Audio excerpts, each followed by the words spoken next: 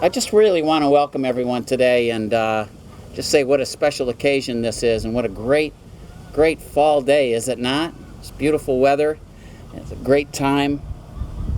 And I was just thinking that today, I'm Tim Pearson, Vice President for Student Affairs. I call on the phone. I always think somebody must know my voice. I was thinking everybody must know me. You don't, not everybody, but Tim Pearson, Vice President for Student Affairs. And it's my honor to kind of kick us off today. I just had a couple quick thoughts that I wanted to share with you, and maybe being at Longwood since 1992, I have a bit of perspective on some things take time. And I was thinking about our recreation center and how badly we wanted that. I was thinking about the Upchurch building and how badly we wanted that to happen. I was thinking about Johns and Moss, how excited we were to have those buildings redone, especially the people who had lived in those in their former life. So many things that we've had happen here and have changed, and the new academic building this year is exciting, Allen Hall, and it just takes time, and it takes people, and it takes effort, and it takes the kinds of things that we all believe in. But I was thinking today to not only honor our multicultural students today with this Intercultural Center, but also the Clark family that has really been part of Longwood legacy, Prince Edward legacy, and Farmville. But there is a thing of when it's the right time. I always tell people that for me there is a timing to things. Maybe Scripture says a season.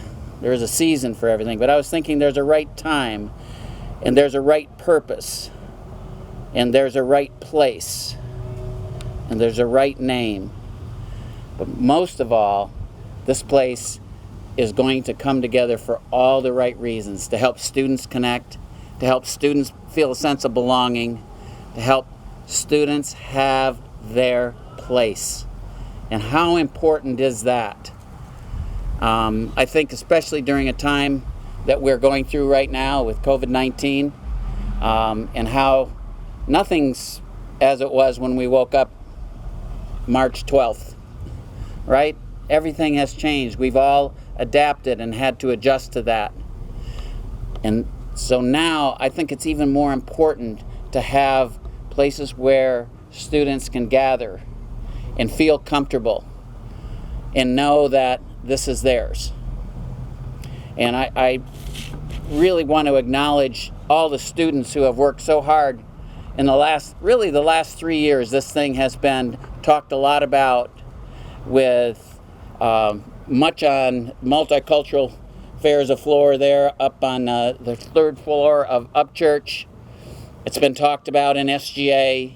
It's been talked about in the President's Student Leadership Council, just on a number of places, and it's really very special to see this come to fruition.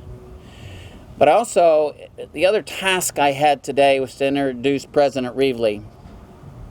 I wanted to just share just a few things that have happened in just the last few years that I think are really important for us to acknowledge and appreciate in terms of some of the progress that we have made. In the last 8 years, Longwood has made significant strides in the area of social justice and racial equality. And while the work is never finished, I'd like to call to your attention a few of the ways that Longwood University has made progress during President Reevely's tenure.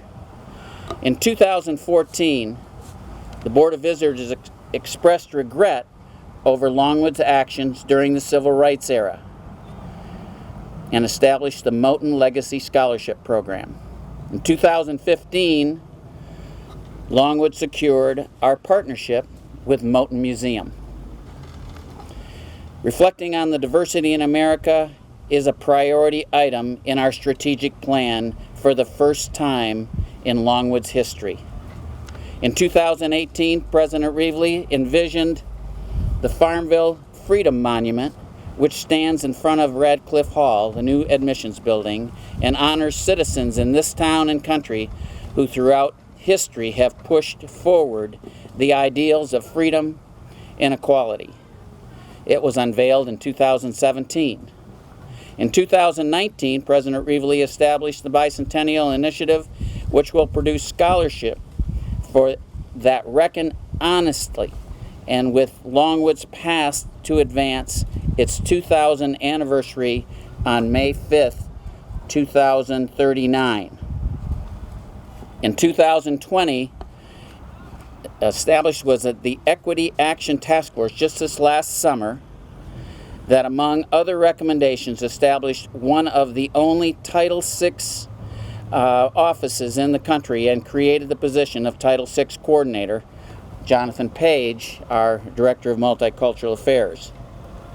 And just this year, named our newest academic building for Edna Allen Bledsoe Dean, the first black tenured faculty member at Longwood, and rechristened the Twin Towers, Dr. Gordon Moss, which is on the south end, and Barbara Johns on the north end, the south end, the opposite way. Thank you, Lara. No problem. So, just a few things that we think about. Those are really big things that have happened in just the last few years. So while we celebrate this special time for the Clark Intercultural Center, let's celebrate the many things that we're really, as a community, making happen. And without further ado, it is my honor to just present Dr. Taylor, the Reverend Taylor Reevely IV.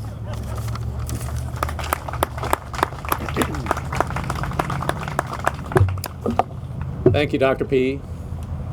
It really is absolutely wonderful on a beautiful fall day like this to look out and see everybody, from all walks of campus too, which is a very special thing, and to underscore the importance of this moment. And I do think this moment and the opening of the Clark House in its newest and great incarnation now,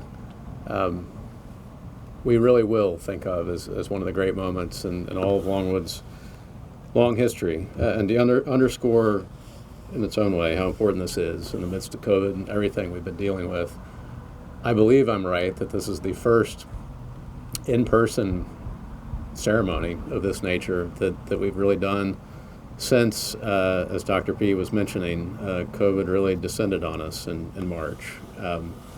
That just alone makes this all the more poignant, all the more special. I think the last time a meaningful part of campus was gathered like this probably was for the Moten Banquet, which has become such a special annual occasion too, in late February.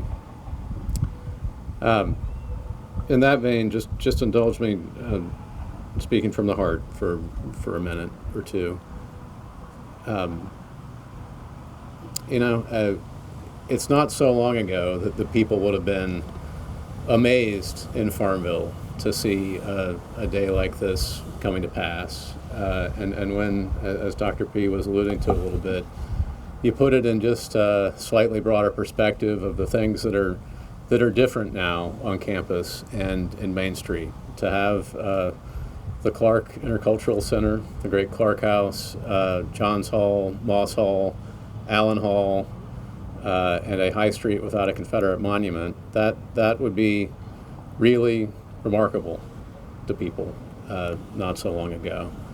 And that, I think, speaks volumes about the kind of community that we are, the kind of community that we aspire to be.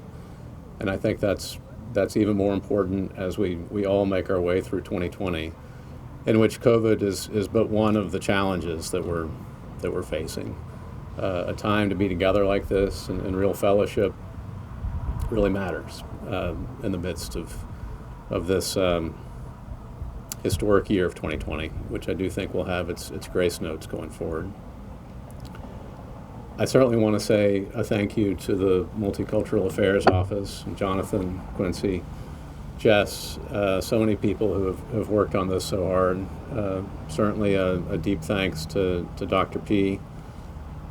To me, and I know that so many students are gathered with us now too, something that resonates very powerfully for me year to year and through the seasons is to see how much Longwood students in their own day care about a future for Longwood that they won't get to inhabit in quite the same way, and how dedicated they are to making a change that they know is going to benefit future students, even if they don't get to see it come to pass in their own time. Tim mentioned that this idea for the Clark House becoming what we're celebrating today has been in the air now for 3 years. Really had momentum for 2, and that very much is thanks to students who knew they were on the cusp of graduating but wanted to see this kind of space, this kind of community for the future. That's a very special thing as well. In their own way, the folks that we have to thank the very most are gathered right over there, the Clark family.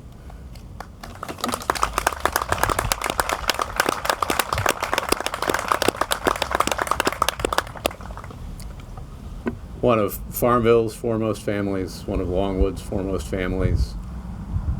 I know it means the world to them that this, their family home for so many years, decades, is transmogrifying in this really beautiful way into this new space that will mean such a profound amount. And I believe in just a little bit, any of us that have time will be able to wander through and bear witness to some of the transmogrification as well. I'd like to bring Megan up in just a minute to lay a word on us as well. But as I do, sometimes in the midst of 2020 and the efforts that those of us of good heart have been making to make the world a better place, there can be a thought that changes are merely symbolic, and what effect do they have in the long run?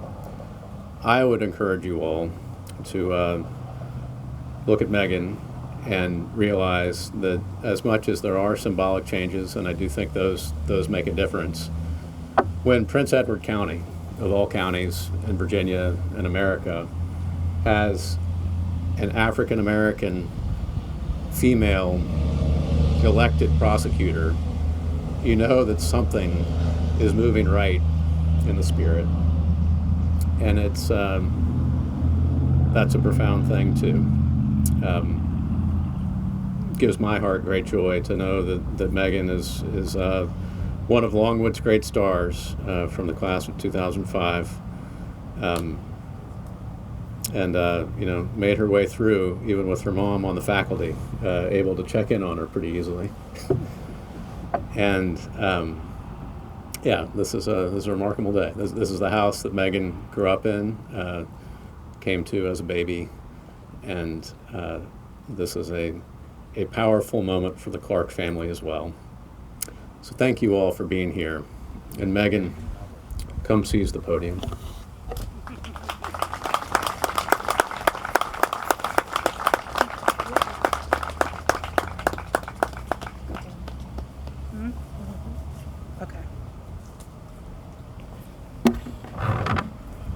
Good evening to you all.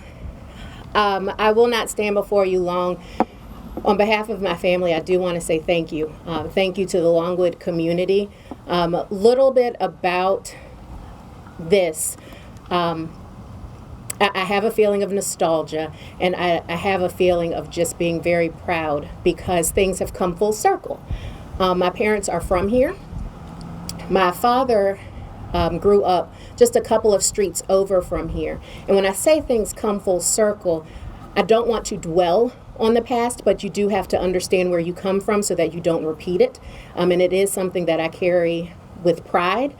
You will hear my mother oftentimes talk about Brown versus Board and being locked out of school. The person you will not hear talk about it that much is my father.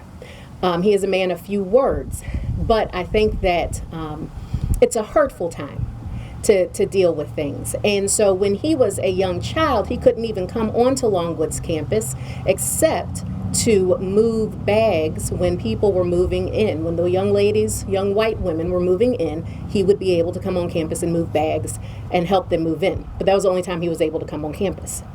And then my grandmother and her sister worked here for many, many years. And then when my parents decided to marry, and they finally decided they wanted to build a home, they chose the edge of Longwood's campus to do that. And then my mother was the first director of Minority Affairs, which then became Minority Affairs, and now we're dealing with the Intercultural Center. And so things sort of came full circle for my family. This home holds a lot of memories for us. My sister was here longer than I was. She's older than me. And I do believe that one of the vivid memories may have been her slipping into that glass door back there, which has since been replaced, while eating watermelon, and she slipped and busted her lip, and my mother then had to deal with that. My parents had to deal with me probably in the area of this parking lot right here where there was a swing set, and I decided to sleepwalk one night, unlocked all of the doors. I was probably three or four, and decided I wanted to be outside. And so we have those types of memories of this house. As I got older, we have memories of Longwood students being in this house because my mom is a great cook, and she would cook for them and we would have fellowship with them. And so very early on, my sister and I knew what it meant to be a Longwood Lancer. Very early on, we knew what it meant to be a college student, and we had our parents as our role models and our guides. And so after they built the home, and we were here for a while, and Longwood decided to expand, they decided that it was time for the home to then go to Longwood, and it became the Clark House. And I did not know that the Clark House was going to make it through the new set of renovations on campus. We don't deal so well with change, and so my mother began preparing my sister and I very early, saying, house might get torn down. And so when we were notified of this, what joy it brought to us to see that our childhood home was going to stay a part of Longwood, and it was going to be a place where people could come together, because that is what my family is very much about. We are about people being together. We are about being inclusive. We are about celebrating differences and embracing differences, and really just having fellowship with one another. College is a time for learning, it's a time for expanding, it's a time for growing, but it is a time about fellowshipping with one another and building friendships. And we are so excited that this home will now continue on in building friendships and building a family of sorts, your family away from your biological family. So we do thank you. We thank Longwood very much for this honor. It may have been in the works, but it came out of left field for us. So we are very excited to be here, and we thank you all for being here.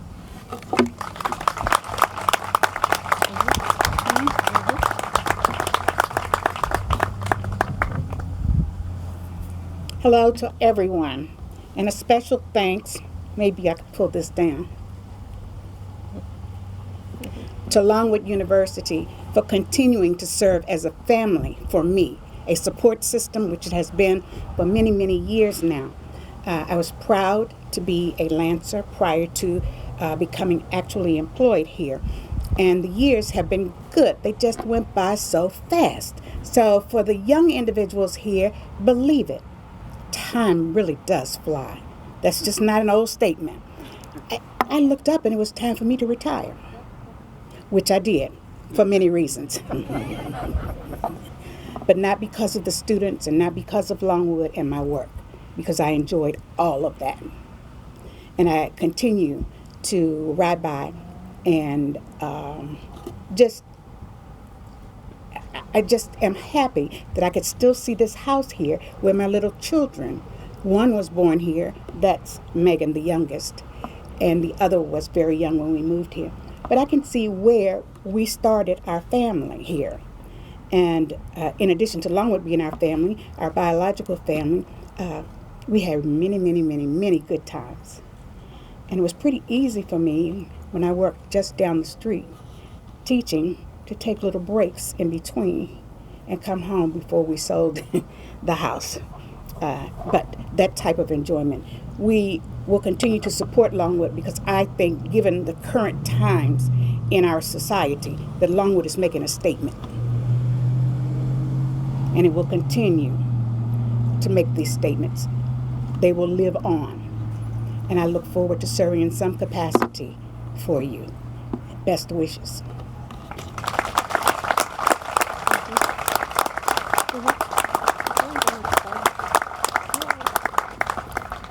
Thank you.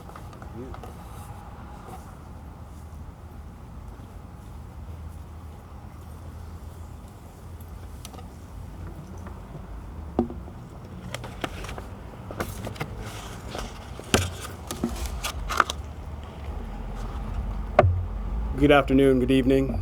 My name is Jonathan Page, and I am the Director of Multicultural Affairs and the new Title VI Coordinator. And I can tell you that as I look out on you all this evening, it does my heart proud to see so many of you here, because this has been the culmination of a very long period of work. And to see it come to fruition, to me, is why I do this work. And as I listen to people talk today, 3 words really come to mind: legacy, family, and home. And so with that thought, I'd like to welcome you to the Clark Intercultural Center. As we were developing, planning, and ultimately envisioning this space, we wanted to be intentional about creating a place that would foster positive human relations for all students, with a particular focus on the needs of student populations that have been historically underrepresented and underserved, and creating a place of belonging, that place that we can call home. One that would embrace the uniqueness of Longwood's many cultural identities. But the question that we wrestled with most was whether it should be a multicultural center or an intercultural one. And so the question is, why intercultural? Intercultural is simply defined as the relationship that takes place between cultures.